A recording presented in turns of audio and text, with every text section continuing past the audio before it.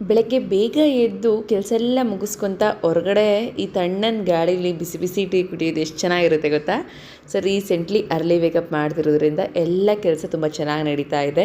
And ನೀವು ಅದನ್ನೆಲ್ಲ ನೋಡಬೇಕು ಅಂದರೆ ನನ್ನ ಡೈಲಿ ಫುಲ್ ಲಾಗ್ಸ್ನ ನೋಡಬೇಕಾಗತ್ತೆ.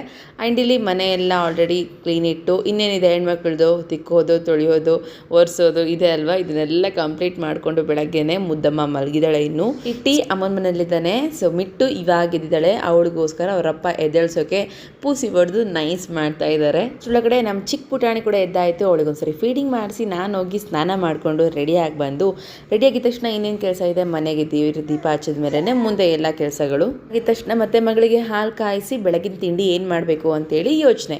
ಸೊ ಇವತ್ತು ನನ್ನ ಫೇವ್ರೆಟ್ ರಸಮ್ ರೈಸ್ ಮಾಡ್ಕೊತಾ ಇದ್ದೀನಿ. ಅದಕ್ಕೋಸ್ಕರ ಪೌಡರ್ ರೆಡಿ ಮಾಡ್ತಾ ಇದ್ದೀನಿ.